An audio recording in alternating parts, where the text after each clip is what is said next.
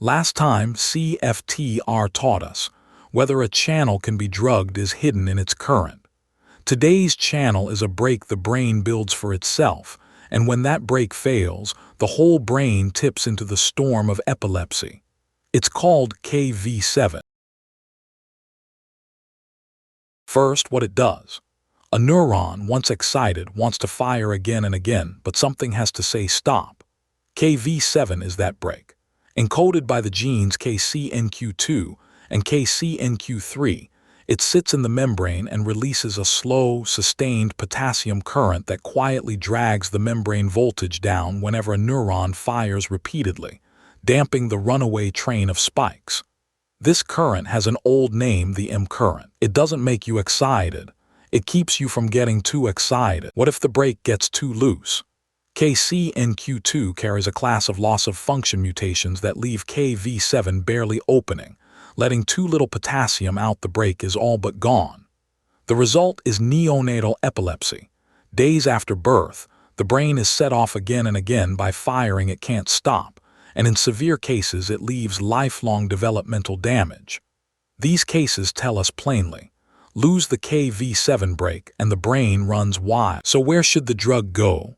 Unlike many channels, the logic here is not to block but to open.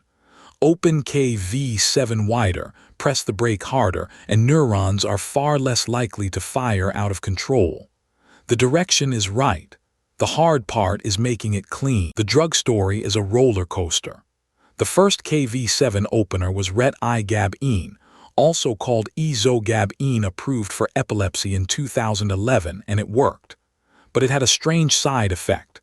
Taken long-term, it tinted the skin, even the retina, a blue-gray, and it was withdrawn in 2017.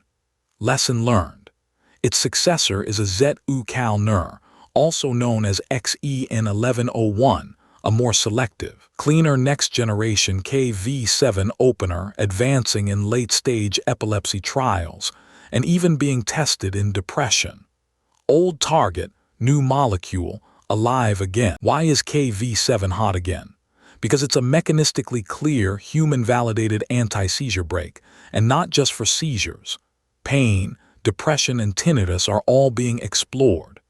Anyone screening whether a Kv7 opener is selective enough and opens it wide enough still relies on the potassium current readout. Patch clamp for how far it opens, thallium flux for throughput, dose response for potency. Reliably measuring Kv7 opening is the key to this reviving arena. Recap. Kv7, encoded by KCNQ2 and KCNQ3, releases the slow potassium M current, the brake that stops the brain from overfiring. Loosen it and you get neonatal epilepsy. Open it wide and that's the anti-seizure strategy. From the withdrawn retigabine to the newborn azetukalner, this old target has caught fire twice. Next time, the other face of the sodium channel, also loss of function, yet causing one of the fiercest childhood epilepsies, NAV 1.1 and Dravet syndrome. Follow Ion Channel Observatory one channel at a time.